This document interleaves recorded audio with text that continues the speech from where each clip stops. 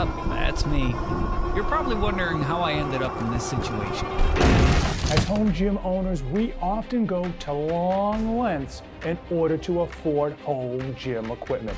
Which brings us to today's video. The No Fate channel, checking in. Jonathan here with the Kingbull Ranger electric bike. And when this company reached out to me, they said they'd been a long-time subscriber, that they loved my content, they loved my energy, and they wanted me to do an honest review of this electric bike.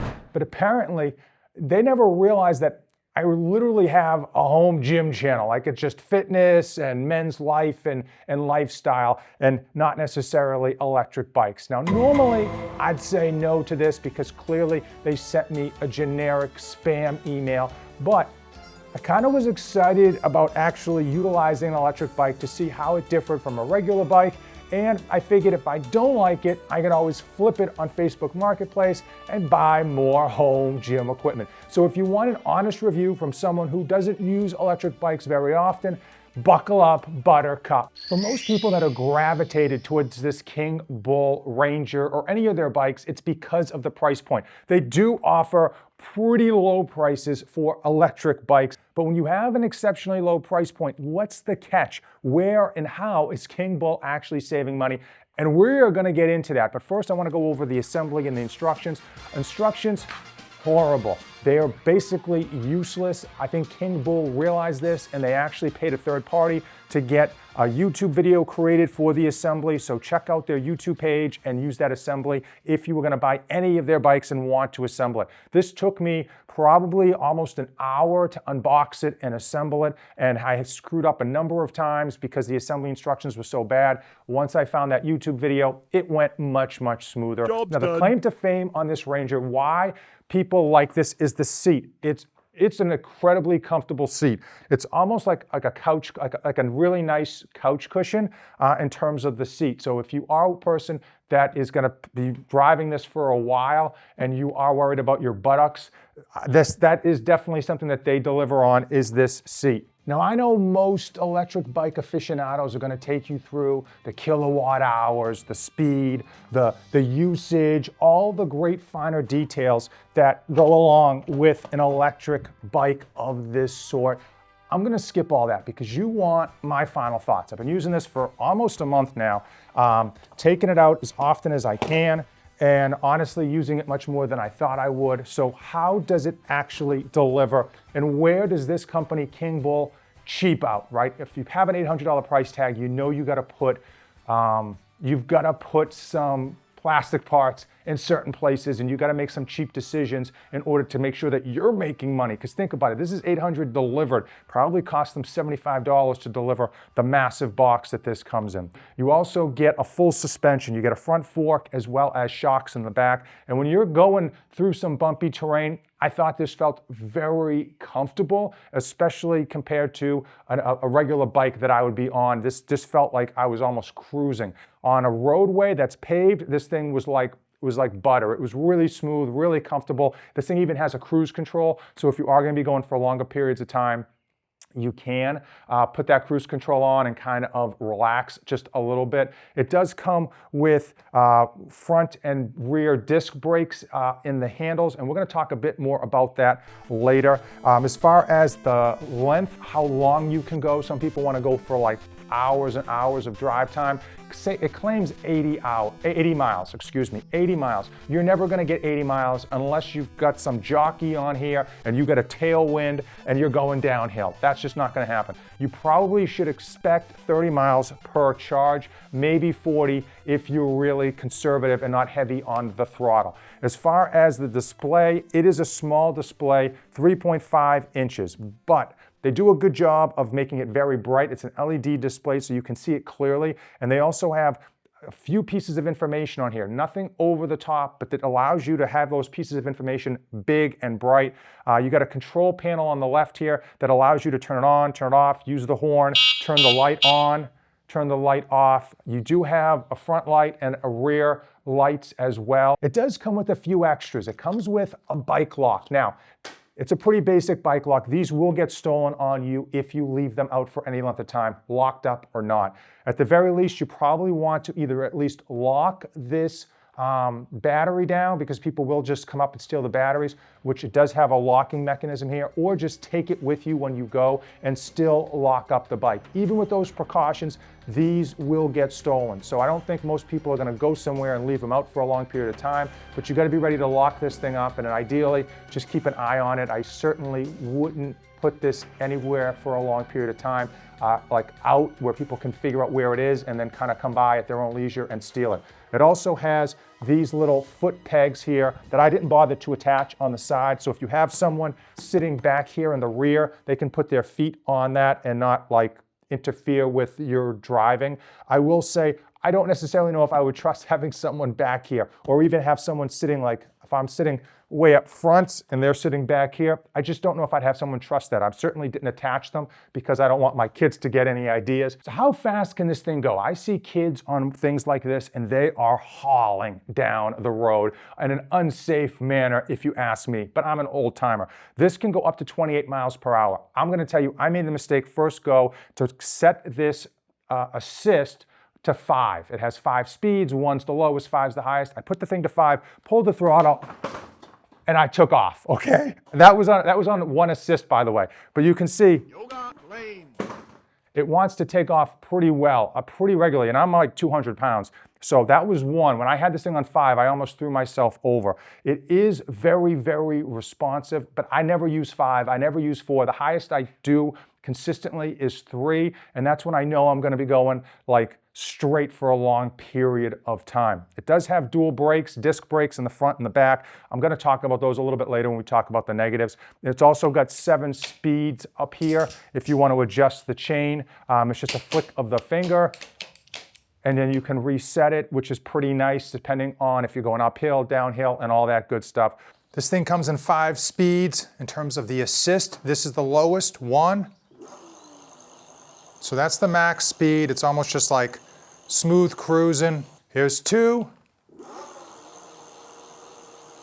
Now here's 3, and this is the one that if I really want to go fast is the one that I use. Here's 4. Here is 5, which is far too fast for me.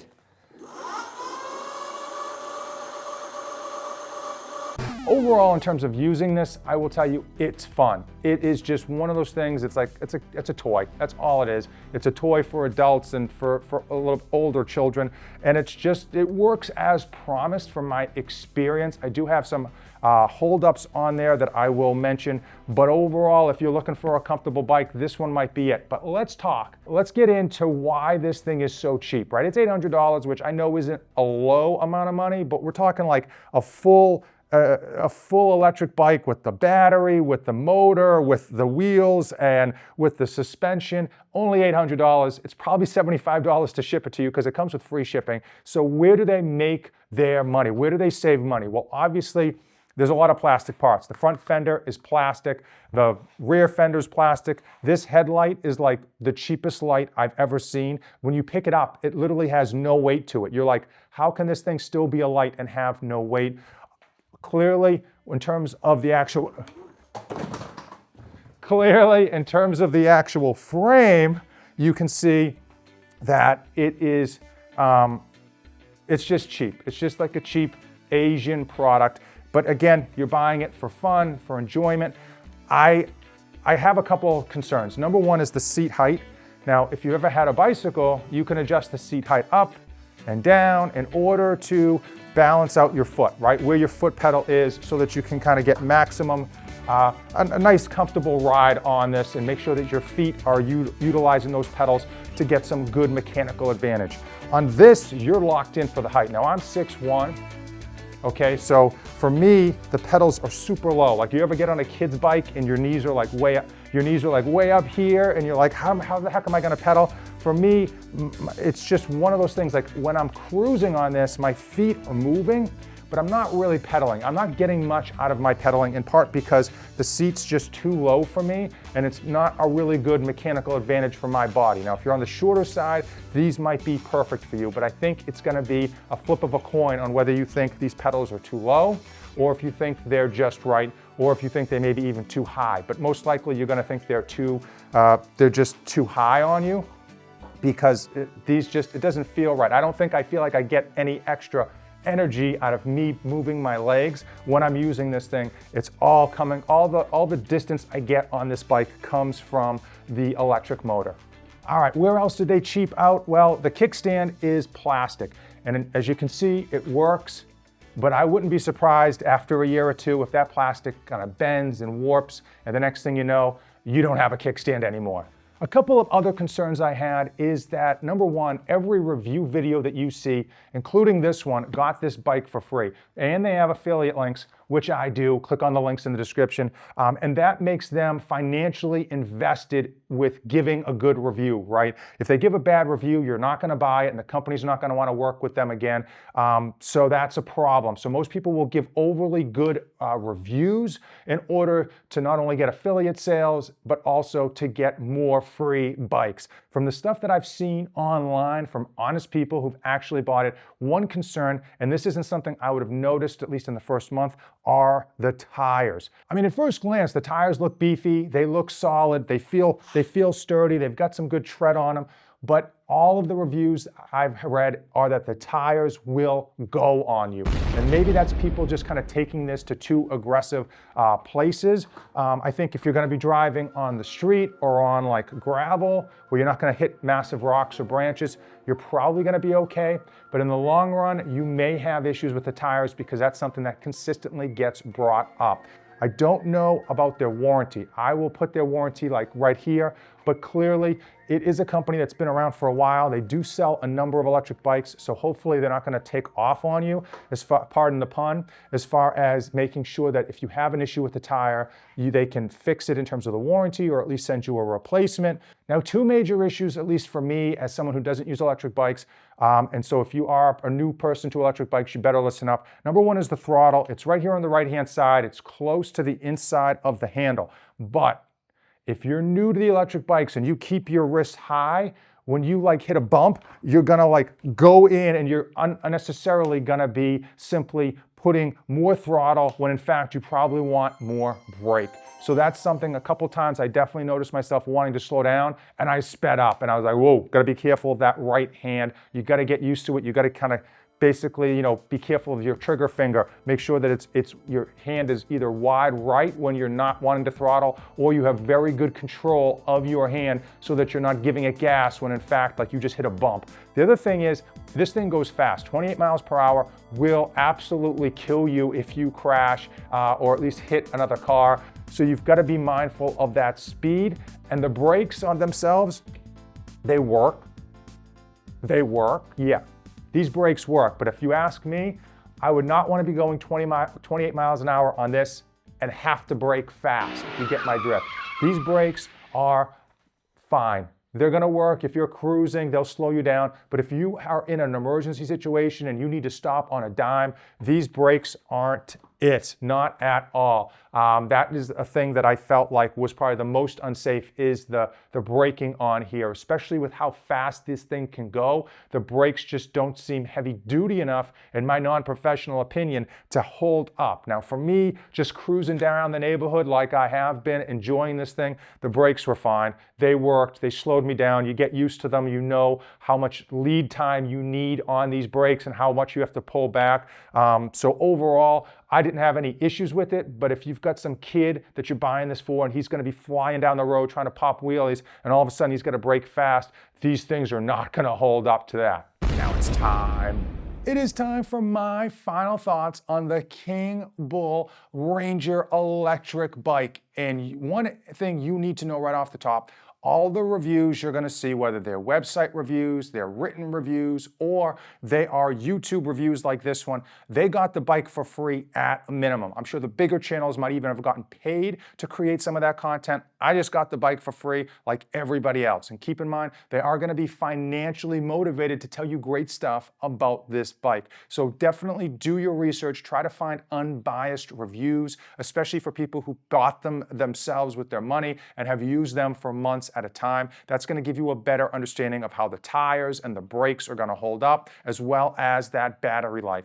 Now, I know a lot of people are drawn to this bike because of the price point, and I think that Kingbull does a good job of putting cheaper parts where you're not going to care too much about them, like the fender and the handle. And of course, this metal must be like the cheapest frame metal you can find. But they also did some good stuff with regards to the shocks. It is a comfortable ride. The whole system itself is a very comfortable ride, especially with this front pad. And I think my only caveat would be if you're 6 foot or if you're 6'1" like I am or on the taller side, these pedals are going to be relatively useless. Like if you decided, or if you ran out of battery life, right, and you're in the middle of nowhere and you're like, I got to pedal this thing, you're going to be working pretty hard to get this thing where you want it to go, just because your feet just aren't going to be in a good spot. I mean, it's really going to, it's just not going to be comfortable. Most people, when they get this, at least for me anyway, you're going to just be cruising with the electric motor, and your feet are going to go through the motions, but they're not going to add any extra distance than the electric motor provides.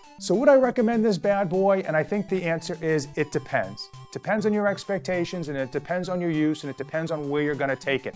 Have I had a good experience with it? Absolutely. Have I used this a ton? Like some people are going to be using this every day, putting like a whole charge through this thing every day for months and months on end? No, I haven't gotten that far. And most of the reviews you find are going to be the same as me. They're going to take it out of the box, they're going to use it for a week or two, they're going to give you a positive review so they can get affiliate sales, and there you have it. I think overall, I was impressed. I expected a lot less for that $800 price tag, considering, again, it comes with free shipping, and that probably should cost them 50 to 80 bucks minimum on how heavy this thing is, which is 88 pounds. So you can't pick this thing up and move it around if you had to, but I mean, it's still 88 pounds, so it still has a good amount of weight to it. If you still have questions about the Kingbull Ranger, or you want to know down the line, you see this video a year or two later, you want to know how this thing is held up, comment down below and I'll just get back to you. Simple as that. Again, I did get this for free, so, and I do have affiliate links and all that good stuff, so you want to make sure that I'm not lying either, but I think I gave enough impressions of the stuff I didn't like about this and cautionary tales about the brakes and the max speed being so fast. But I think for most people who want an electric bike that's snappy, that's comfortable, that honestly looks good, this looks better than the $800 price tag, and has a couple of nice features in terms of the ride. Now, Kingbull has a ton of bikes on their website, so I would imagine that as far as the motor goes, they're probably using the same battery, the same motor for most of their bikes with very little variance. It's probably, the rest of it probably has to do with the suspension, the height, and as well as the seat cushion. So do some research. I want to know from you. Comment down below which electric bikes are on your short list in terms of what you plan to purchase, and what is your biggest factor in terms of choosing one over the other. Is it price? Is it speed? Is it the seat pad in terms of comfort? Or is it just going to be longevity of the bike holding up years and years down the road? And if you're wondering why a YouTube channel that focuses on men's life and home gym equipment and all that good stuff decided to review an electric bike, guess what? I sold out. I wanted an electric bike. I wanted to try one out for the first time. I wanted to see how they handle, where they differ from regular bikes as well as from motorcycles. And ultimately, I know that down the line, when I get bored of this or it just takes up too much space, I can sell this bad boy for a few hundo and buy more home gym equipment. If you made it this far in the video, use the affiliate links in the description. It's not just electric bikes down there, energy drinks, pre-workouts, shaving cream, everything a man needs, even discounted toilet paper. As usual, check out these two videos. The YouTube algorithm knows those are the ones you are gonna wanna watch next, and don't ever save anything for the trip back.